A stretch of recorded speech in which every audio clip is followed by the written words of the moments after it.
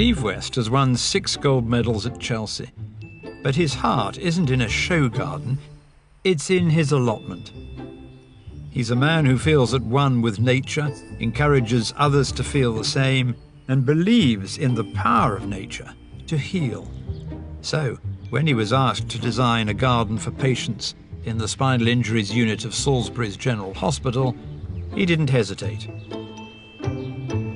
I've worked on an idea which drew upon the metaphor of the spine itself. You arrive at the hospital broken, but you leave the hospital, whether or not you're fixed physically or not, you leave the hospital in a much better place.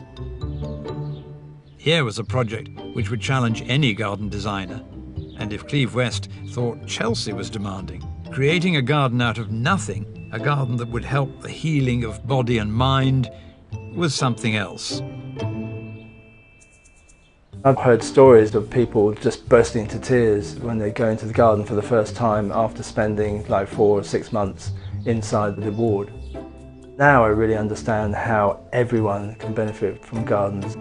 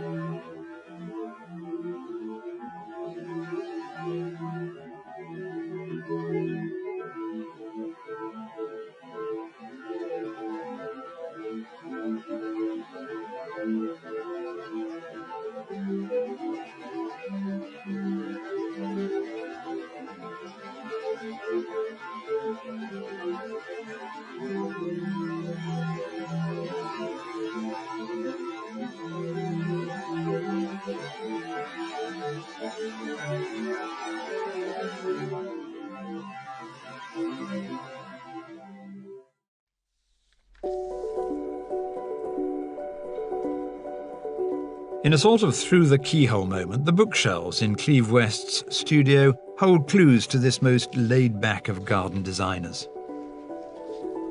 There are books by Piet Oudolf, the Dutch landscape gardener revered by almost every designer working today.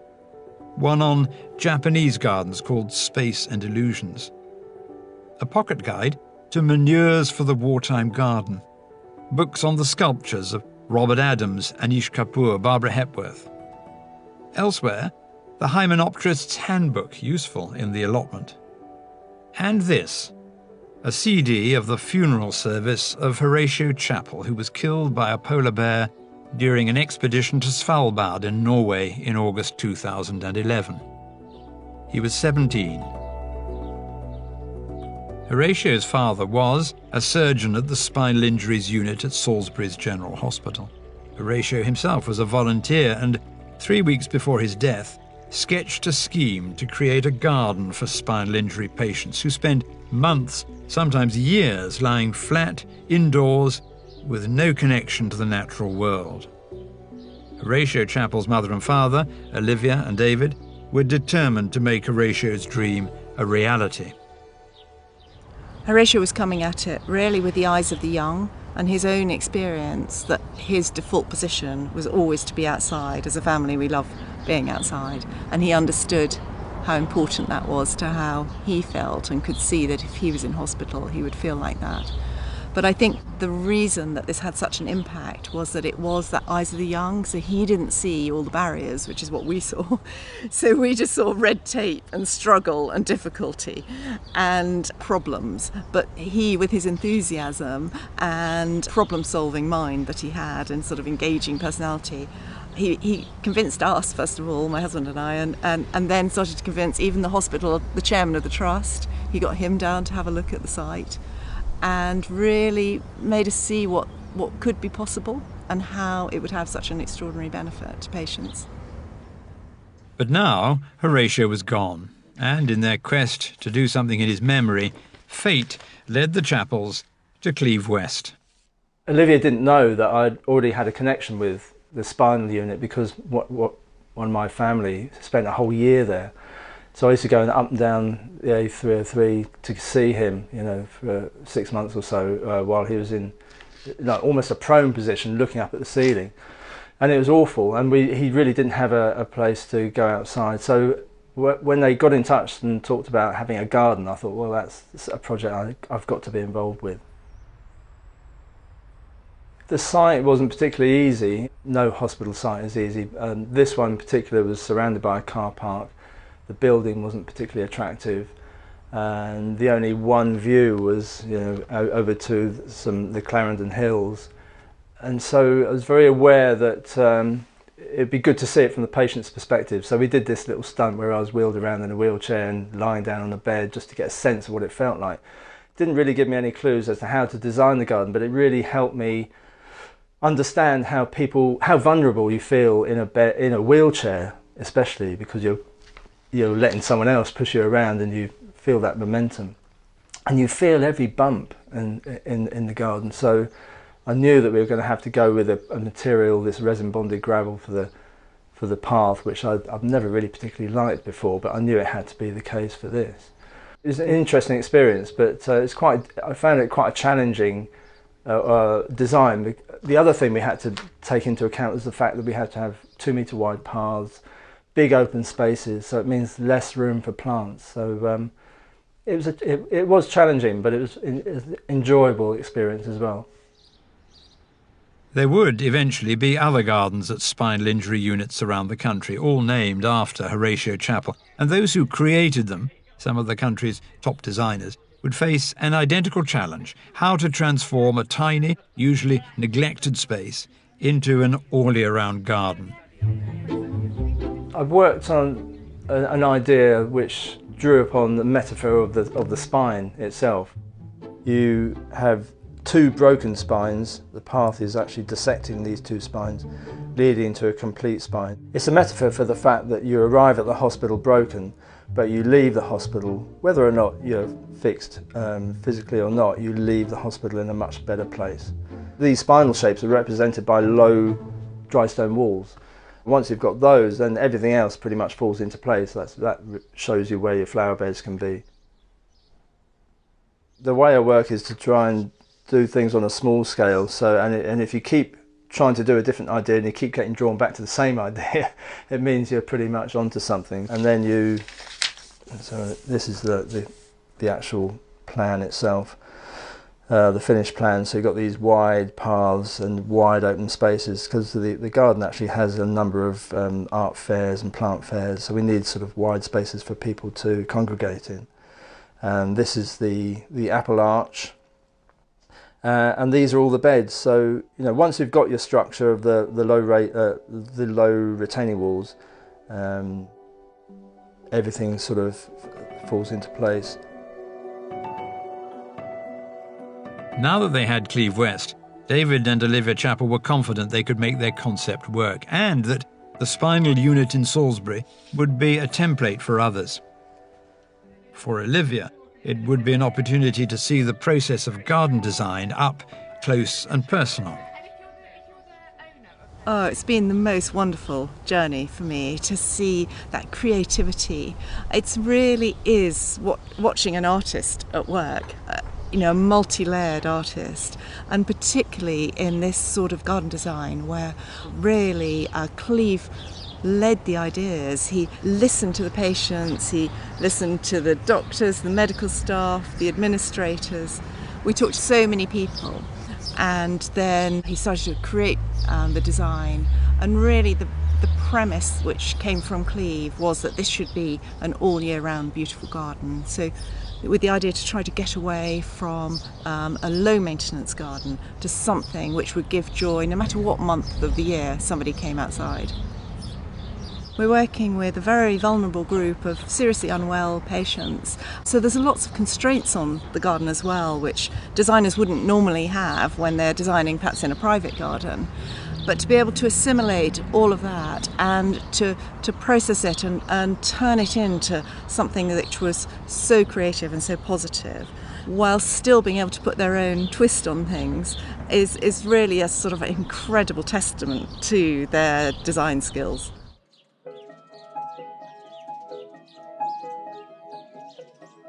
Curiously, Cleve West had already given some thought to the garden as healer. In 2008, he designed a garden at Chelsea for Bupa. The idea was to create a safe environment for dementia sufferers and their carers. It won a gold medal. So by 2011, he'd gained some experience of the types of layouts and materials that could work in any design for Salisbury. The hand sketch became a computer-aided drawing, and the design was fixed. This is the view over to the Clarendon Hills. Clarendon Way is here. That's literally the only view that you've got. There's hospital buildings here, you've got car park here. So when you're sat down in a wheelchair, you do get this glimpse of the countryside over here. And this is the Apple Arch, and these are the beds. Obviously this sort of lots of resin bonding gravel everywhere for that lovely smooth surface. And we've got another view from the other side. So the Apple Arch helps to screen off some of the buildings this side of the garden.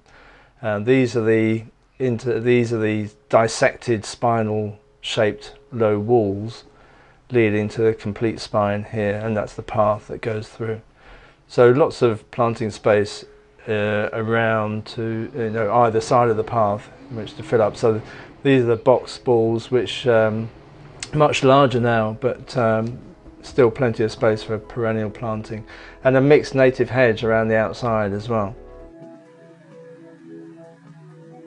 From design to doing it. Now, the first Horatio's garden had to be built.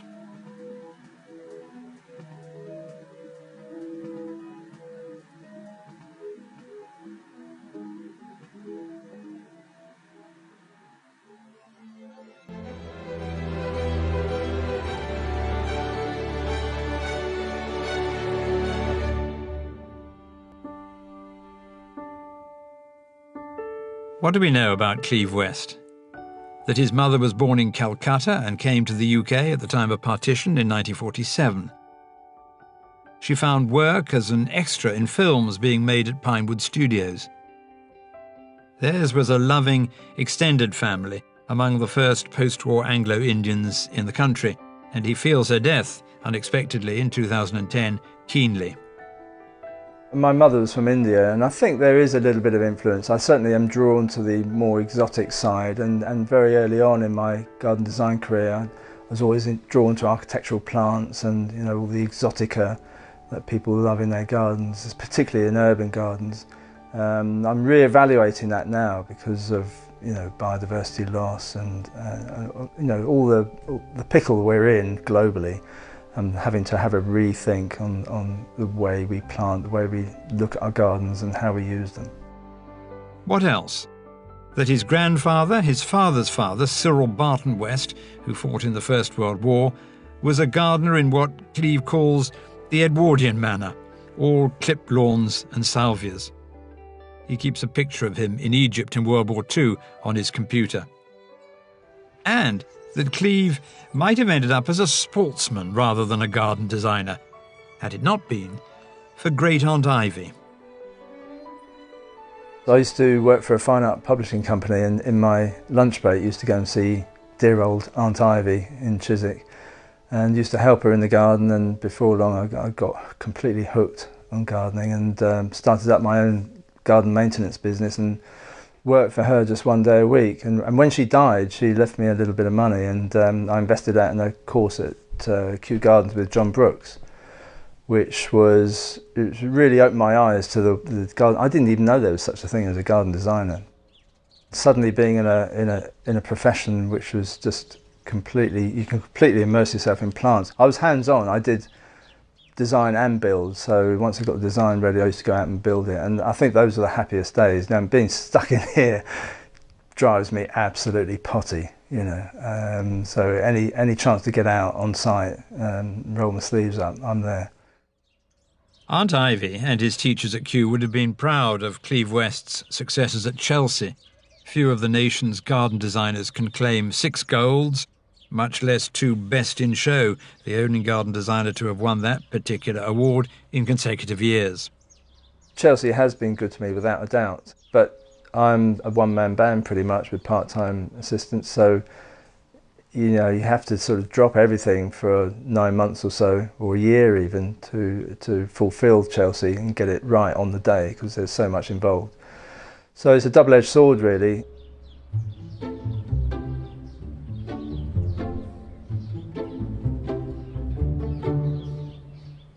You sense that there was always a feeling that these show gardens were not quite Cleve. They made his name, and for that he's grateful, but there was something wilder going on inside his head. In this, Cleve West was ahead of his time. When at the millennium he proposed a book on his newly acquired allotment, lovingly tended with his partner Christine, an artist, his publishers were unenthusiastic. But grow your own took off, organic was the buzzword, and then, in a pandemic year, applications for allotments rose exponentially. COVID-19 made us re-examine the relationship between humans and plants. Every single thing in this world is connected, and the human being is just, we're really honest about it, we're a spanner in the works. Everything we do has a negative consequence for nature unless we really think hard about it. There was a point where I really wanted to give it up and concentrate on other things, but then I realised that if I don't do it, then someone else is going to do it less sensitively. So you have to be aware of not just what we want out of the garden, but what actually is already in the garden. And all the wildlife, all the plants, they all have a function, and they all have a right to be here as much as we do. So I think gardening in a much more sensitive way is going to become more fashionable, if you like. I hate that word because it implies it's just here for a short term. This is serious. This has to be long term. We have to really seriously understand what we're doing to the planet and how we can mitigate all those negative effects. And it worries me, but I'm fortunate. I'm glad that I'm in the profession I am now, because we can do something to make people more aware.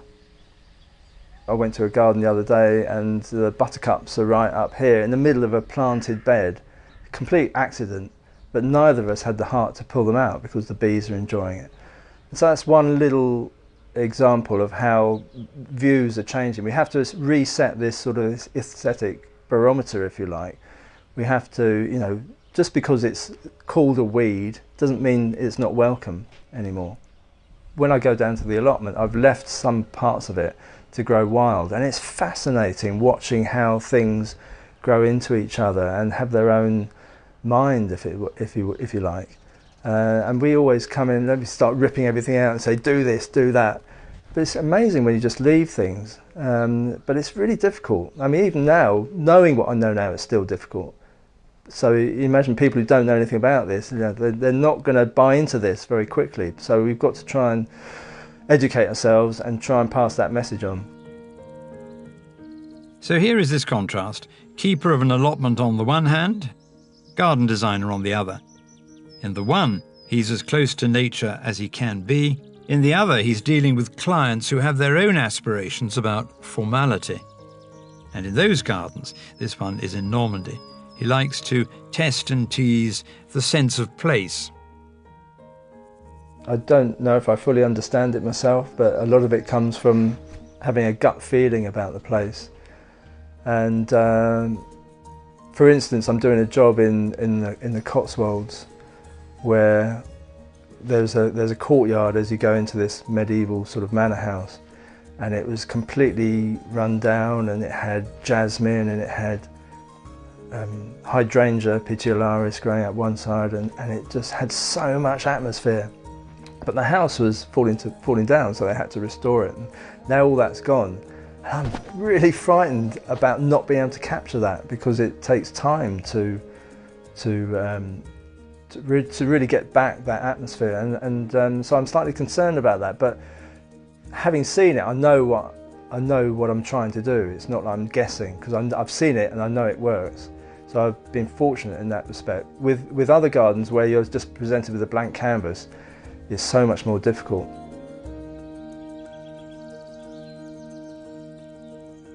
Garden design is about shapes, about accessibility, planting and textures, and about being tactile, for which Cleve West uses 3D objects, whether it be in Normandy or in his Chelsea garden or at Horatio's garden in Salisbury. Here is art, sculptural trees and plants, and architecture, putting a heavy mass into a small space, and construction, building concrete columns in Cleve's 2011 Chelsea garden for the Daily Telegraph. These are all parts of Cleve West's design language, recognisable in the many private gardens he's created, and now in the healing garden at Salisbury General Hospital.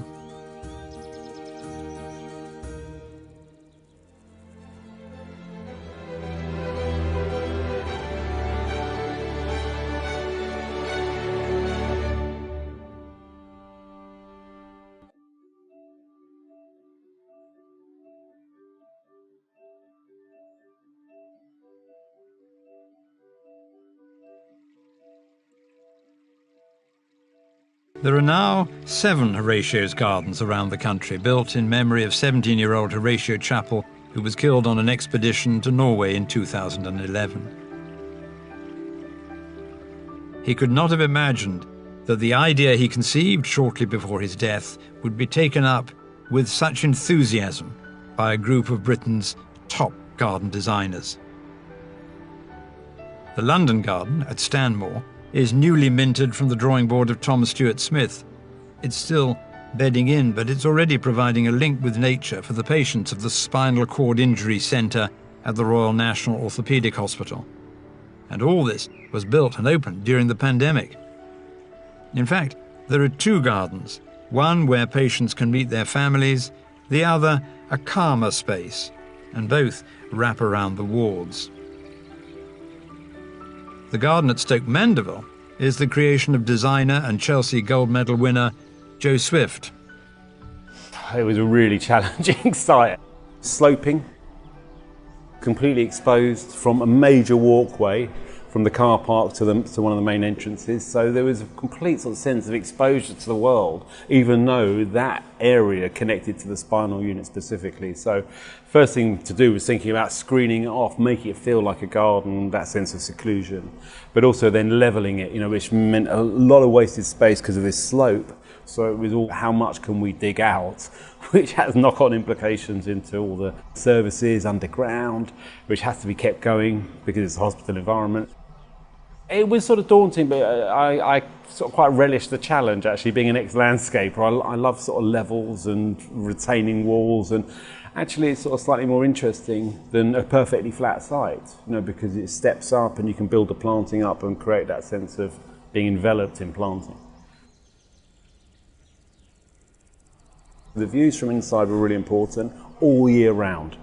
I knew it was going to be a sort of riot of colour and textures in summer and spring. That's never a problem, but I really wanted to extend it into the autumn and the winter as well. So scent was very important. They gave me carte blanche as far as the sort of planting was concerned, but it was just trying to create a real garden that really marks the seasonal changes and has highlights at certain times of the year, but really feels alive. I think a lot of hospital gardens and potentially sort of municipal spaces are quite simple in their planting, evergreen structure, and there's not a lot of seasonal change. So that was important. And then biodiversity, bringing birds in and butterflies and bees and really making it feel alive. So the planting sort of had to hit those notes as well. I think it's the most important garden I've ever designed. I've designed a lot of private, residential clients, but to design a garden that connects with so many people, there's the patients, there's the family, the friends, they're going through terrible times in their life. Recovery is incredibly important, but I just love to see it populated. If I go up there and I see patients out there and people using the space how I designed it to be used as well, with little pockets of areas for seclusion or smaller gatherings and then larger areas, and it's just great. And I put my heart and soul into the design. I poured over the way it would work and the way it would look and the way it would feel, and three-dimensionally sort of look from different angles, and I'm really pleased with the way it turned out. And yeah, it's a sort of humbling thing to do. The effect of these gardens upon their designers has been significant. They've become more than ordinary commissions. Tom Stuart Smith, Joe Swift, Andy Sturgeon, Bunny Guinness, Sarah Price and James Alexander Sinclair all keep in touch with the head gardeners of the gardens they've designed, and they go back as often as they can. James Alexander Sinclair says he cries every time he returns to the garden he made in Glasgow. I usually say that it's the most important garden that I've ever designed in my whole life, which I think all of us who have designed Horatio's gardens feel exactly the same about the whole thing.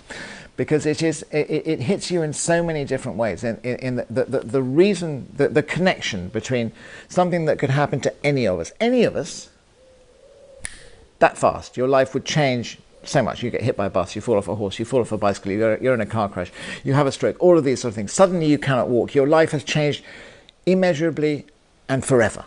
You know, you can't go home because there's 3 steps you have to go. You can't go, you know, and Horatio's garden addresses all of that in such a sort of friendly and welcoming way. It's the idea that it's, again, it's a very sort of British thing. It's the idea you can cure everything with a cup of tea and a flower, which to a certain extent you can, really. It's a very, very obvious and visible way that gardens can heal people. Every time I go to Horatio's now, I cry, because the garden makes me cry, because it means an awful lot to me. Obviously, it means a lot to other people. This is a garden that most of the gardens that I do are for really nice people. And you know, they have them and their family and their friends and all this sort of. This is a garden that is going to be appreciated by thousands of people. Thousands of people who've been affected by something as remarkable and as tragic as breaking your back and not being able to walk. So, you know, affected by this horror of paralysis, will go through this garden and it will make them feel better. 10 years after it was opened, Cleve West feels much the same about Salisbury, and he's still going back on and off to tweak the design.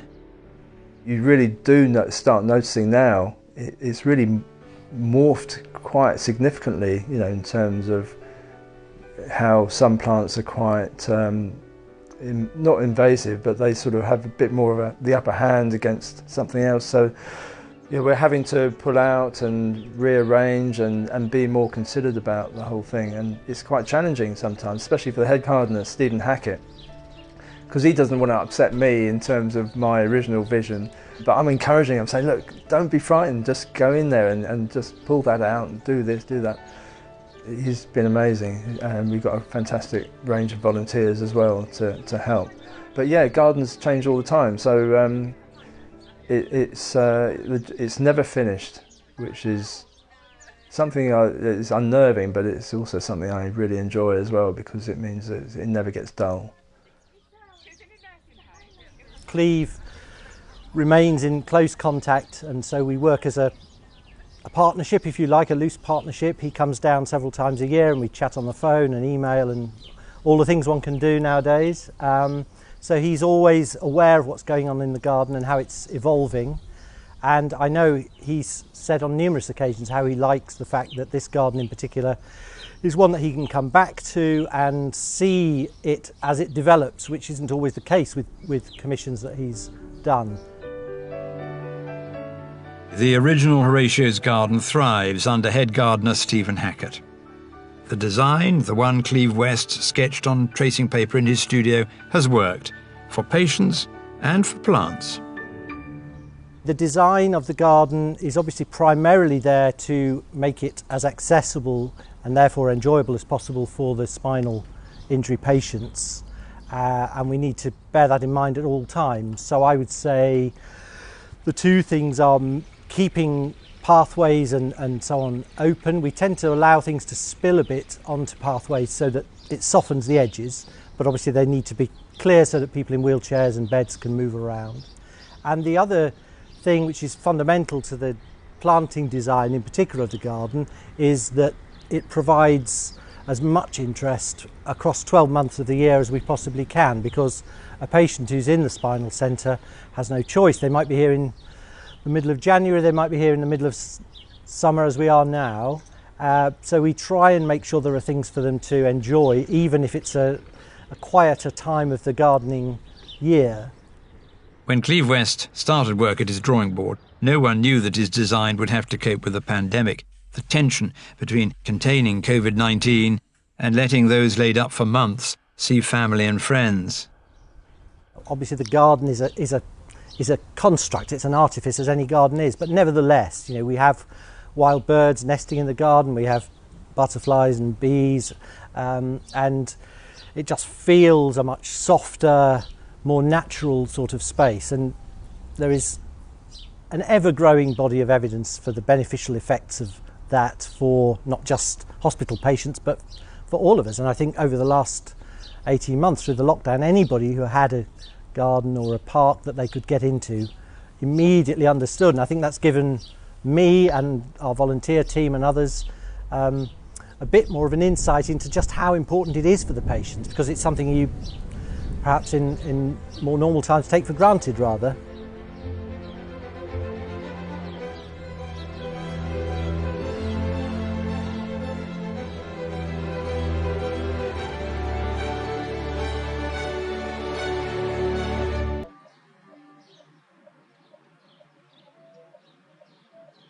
"10 years on, and it's possible to look back and think about the design decisions Cleve West took at the start of designing Horatio's garden at Salisbury's Spinal unit. The materials he chose, the trees and the plants. At first he thought low-maintenance shrubs would work, but then he changed his mind. The planting is really mostly perennials. We thought about using shrubs and making it a low maintenance garden, but the whole point about perennials is that it's really seasonal. You really enjoy the seasons. It accentuates all the seasonality of the year, and you get all the different colours, and it changes all the time. So, and plus the fact it draws the insects in. If you have insects, you have birds.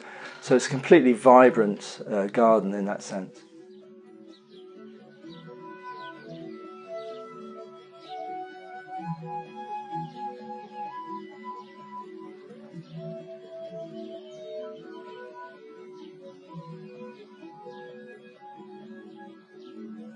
When I first started designing the garden, I was really keen to avoid having raised beds, because that's such a cliche in a garden for anyone with a disability. And so I had the paths were sloping down into the space, and so the beds were naturally raised. But very quickly, after having spoken to patients at the hospital and having spoken to my cousin's husband who'd had the accident, I knew that that was you just can't have slopes. Anything that's going to make someone vulnerable is not going to make them feel comfortable. So we had to make it flat, unfortunately. But the spinal dry stone walls help to give a sense of some sort of height, and the perennials and the trees, they really do. They just give you that sense of intimacy once you're in the space.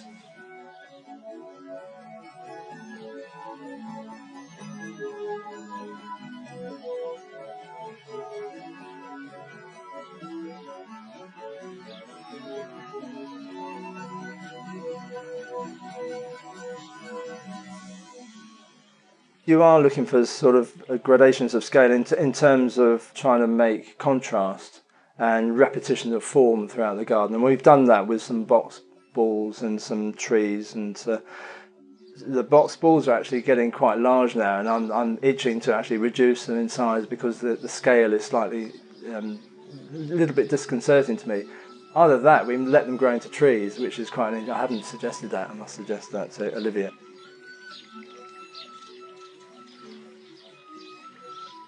All those things help to provide interest, and throughout the year it gives structure to the garden. So even in the winter, when all the perennials have died down, then you've still got that structure which is interesting for people.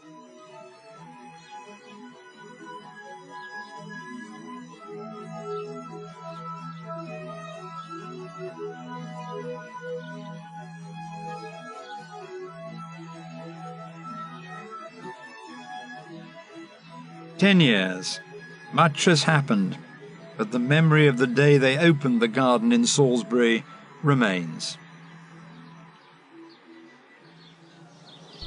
It felt extraordinarily emotional, and here is so connected with Horatio, and it was only a year after we'd lost Horatio that we opened the garden, and the before and after impact was so enormous, because it was the first time we'd done this. Nobody really knew how it was going to turn out, so people were just overwhelmed, and we had all the patients coming out in beds, the staff in tears.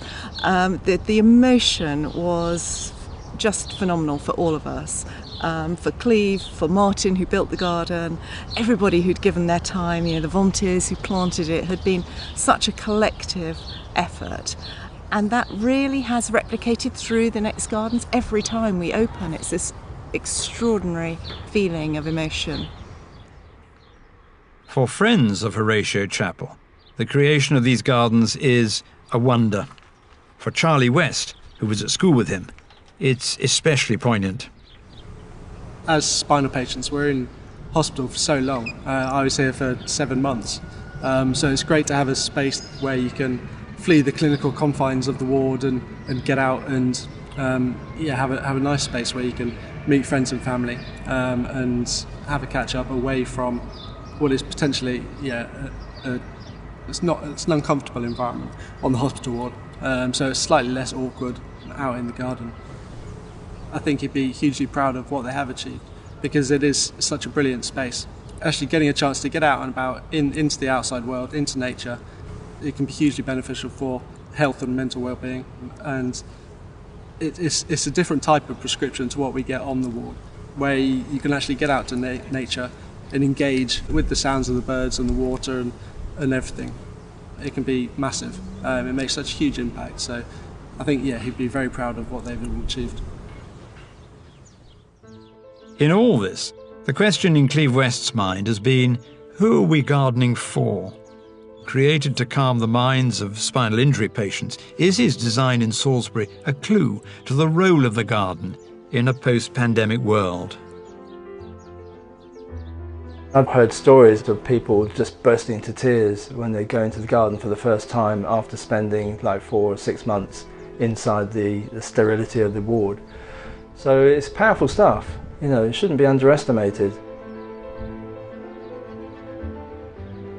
I think it's one of the most important gardens I've done, for sure, and it's really helped me understand the value of gardens, because up until then, to be quite honest, I've always thought of garden design as a bit of a cop-out, really. Doing gardens for people who are fortunate enough to be able to afford them. But now I really understand how everyone can benefit from gardens.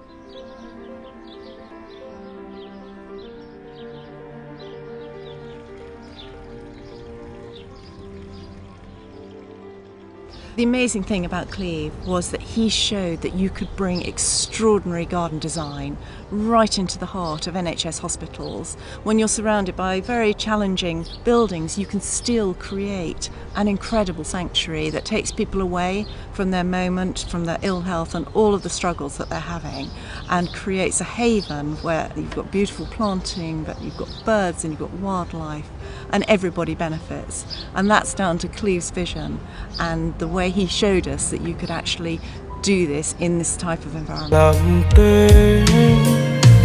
Vậy non hẹn viễn bên nhau một đời, giờ thì ta mất nhau rồi.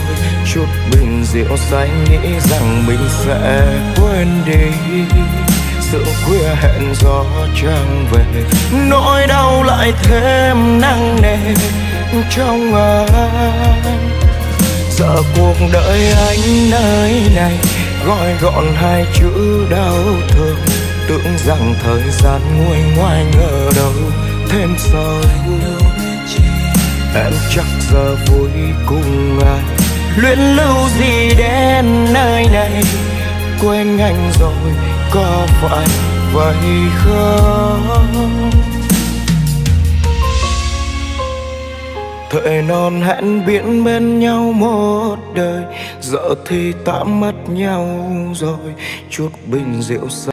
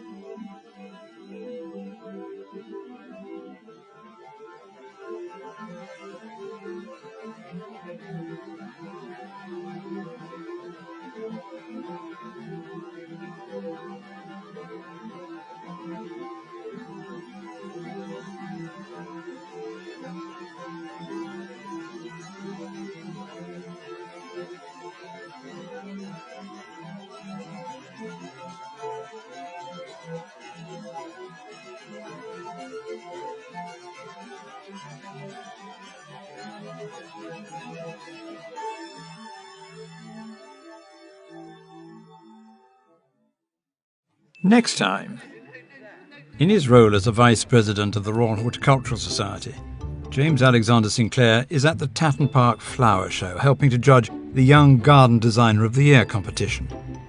The 5 finalists are setting out on a path which James himself trod 40 years ago. I, for the first 20 years of my life, thought the gardening was something really boring that my parents did.